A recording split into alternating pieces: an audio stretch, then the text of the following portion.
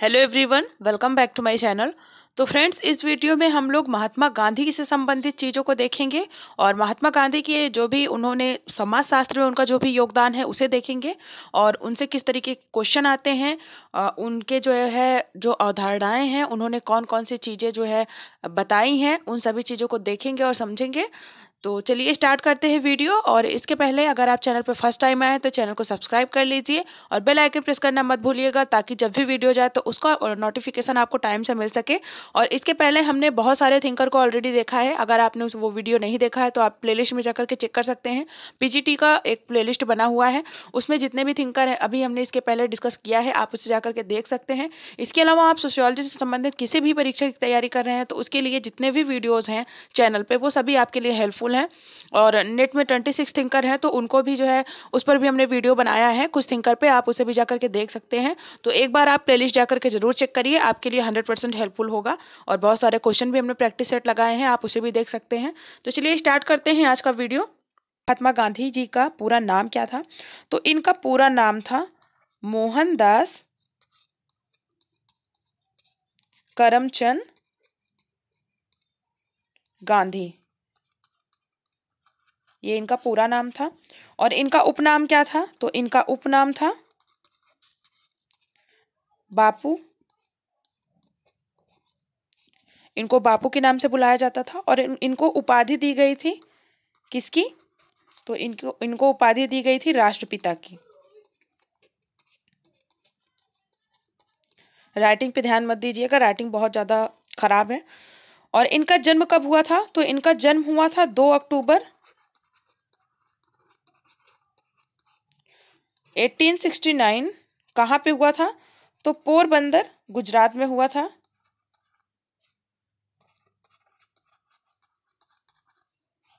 और इनकी मृत्यु कब हुई थी? तो इनकी मृत्यु हुई थी 30 जनवरी 1948 में। तो इसके अलावा देखिए, इनसे संबंधित जो और चीजें मतलब जान लेते हैं कि इनके पिता का क्या नाम था। तो पिता का नाम इनका जो का नाम था करमचंद गांधी।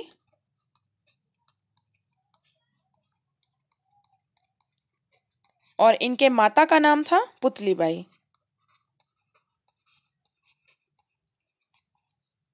ये हो गया इनका पर्सनल जो चीजें। और इन्होंने मतलब स्टडी कहाँ से किया था? तो इन्होंने लंदन विश्वविद्यालय से अपना स्टडी किया था। और इनकी पत्नी का नाम था कस्तूरबा गांधी। तो ये इनके बारे में पर्सनल चीजें हो गई। अब हम आगे देखते हैं कि सबसे पहला पॉइंट टू पॉइंट देखते चलेंगे। तो अस्पृश्यता निवारण आंदोलन इन्होंने किया था, जो कि हरिजन थे उनके लिए, या फिर जिनको मतलब अछूत माना जाता था। तो अस्पृश्यता निवारण आंदोलन इन्होंने, तो देखिए हरिजन सेवक संघ की स्थापना इन्होंने 30 सितंबर 1932 को एक अखिल भारतीय संगठन के रूप में किया था। पहले इसका नाम अस्पृश्यता निवारण संघ रखा गया था, जिसे 13 सितंबर 1933 को हरिजन सेवक संघ नाम दिया गया। तो ये महात्मा गांधी के द्वारा दिया गया था। इन्होंने एक संघ की स्थापना की थी, हरिजन सेवक संघ।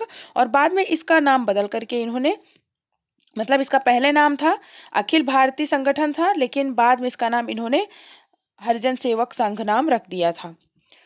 आगे देखिए, अगला पॉइंट है हरिजन शिक्षा। तो इन्होंने जो अछूत थे उनके लिए, मतलब जो हरिजन थे उनके लिए शिक्षा की क्या व्यवस्था, मतलब उसके बारे में क्या कहा था इन्होंने, देखिए। तो गांधी जी द्वारा चलाए गए हरिजन सेवक संघ का कार्य भारत के हर प्रदेश में चलता रहा, बालक बालिकाओं की शिक्षा हेतु। तो इन्होंने जो हरिजन सेवक संघ की स्थापना की थी, तो उसके द्वारा ये हरिजनों के लिए शिक्षा की व्यवस्था इन्होंने की थी।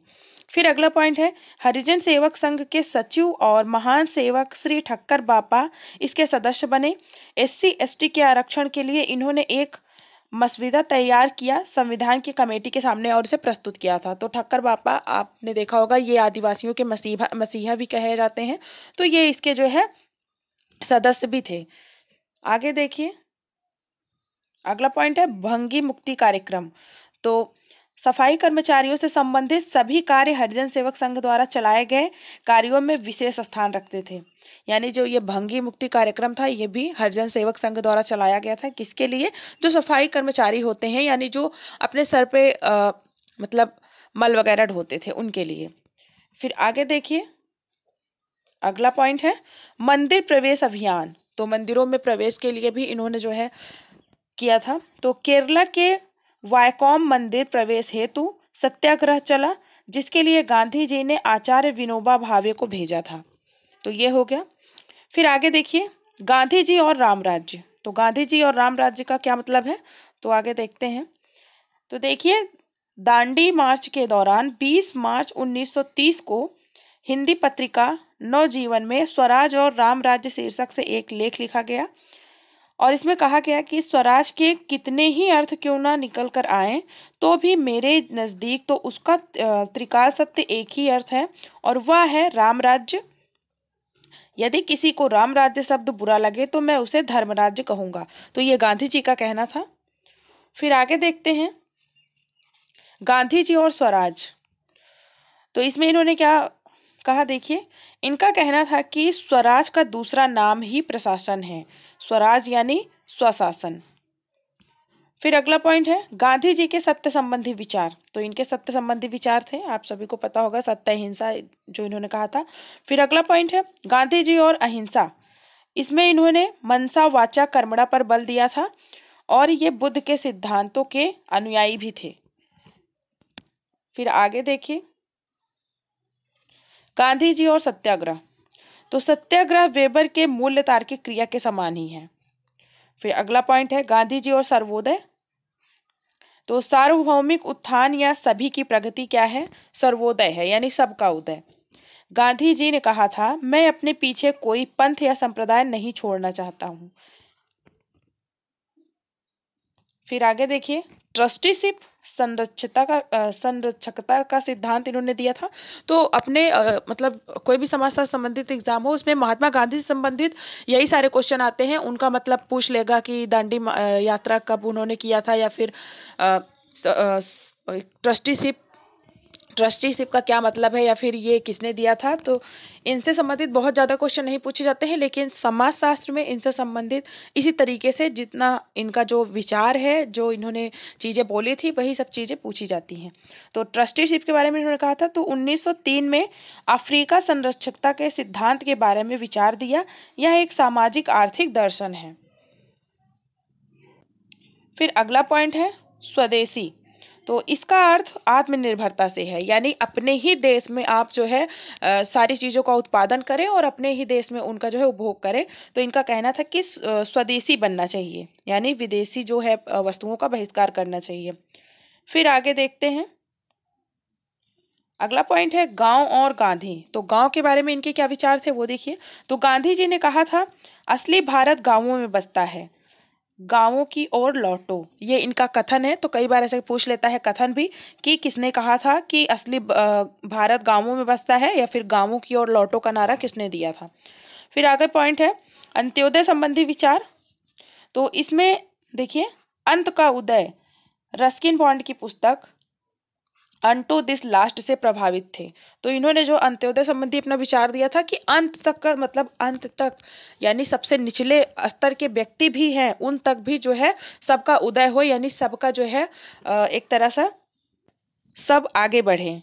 इसीलिए इन्होंने अपना अंत्योदय संबंधी विचार दिया था। और आगे देखिए, इनके द्वारा कुछ आंदोलन चलाए गए थे। तो इनके द्वारा जो मुख्य आंदोलन चलाए गए थे उसको हम देख लेते हैं। देखिए, नोट्स में सारी चीजें ऐड ऑन नहीं है, तो हम थोड़ा सा एक्स्ट्रा भी देख लेते हैं। तो इनके द्वारा मुख्य आंदोलन, तो सबसे पहला देखिए चंपारण का आंदोलन था, जिसको चंपारण और खेड़ा आंदोलन इसके नाम से फेमस है।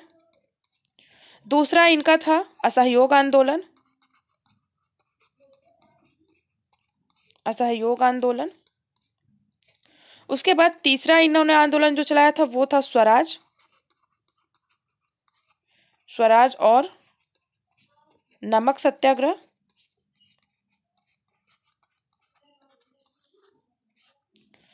फिर इसके बाद इनका जो आंदोलन था वो था दलित आंदोलन।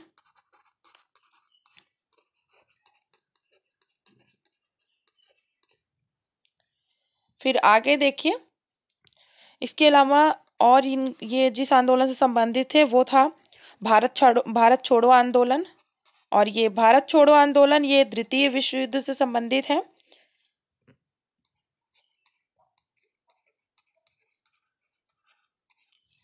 और एक और है स्वतंत्रता और भारत का विभाजन, तो इसमें भी इन्होंने जो है भाग लिया था, स्वतंत्रता और भारत का विभाजन। तो ये जो है इनके द्वारा चलाए गए आंदोलन थे भारतीय स्वतंत्रता के लिए।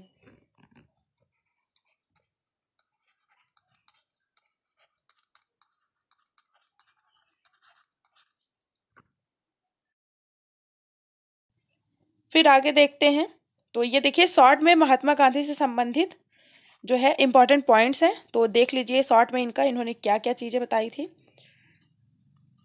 तो देखिए सबसे पहले है सत्य और अहिंसा का सिद्धांत इन्होंने दिया था। फिर दूसरा है राजनीति और नैतिकता का विचार दिया था। तीसरा आर्थिक स्वतंत्रता का विचार। चौथा है सत्याग्रह का सिद्धांत। पांचवा स्वराज का सिद्धांत। छठा है सर्वोदय सिद्धांत। सातवां है न्यासिता यानी ट्रस्टीशिप का सिद्धांत। आठवां है सदाचार व सामान्य हित संबंधी सिद्धांत।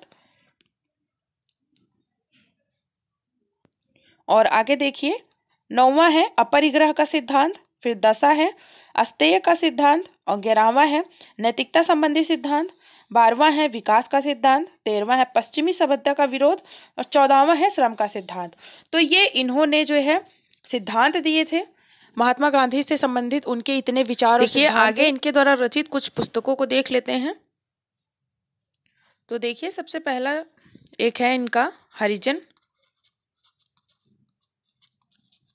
जो कि बहुत ज़्यादा फेमस है, ये इन्होंने लिखी थी। फिर दूसरी इनकी जो पुस्तक है वो है, एक सेकेंड,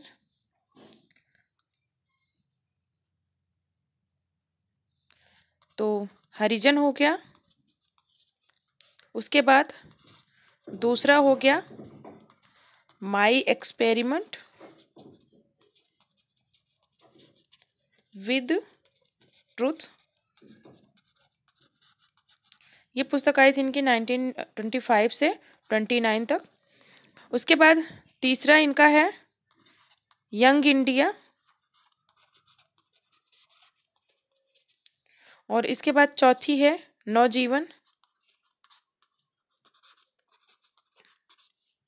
और पांचवी इनकी पुस्तक है हिंद स्वराज। ये 1909 में आई थी। तो ये इनकी कुछ पुस्तकें हैं, आप इसे भी नोट कर लीजिएगा। आगे देखते हैं, तो आपको जो है इतना ही मटेरियल है मेरे इस नोट्स में।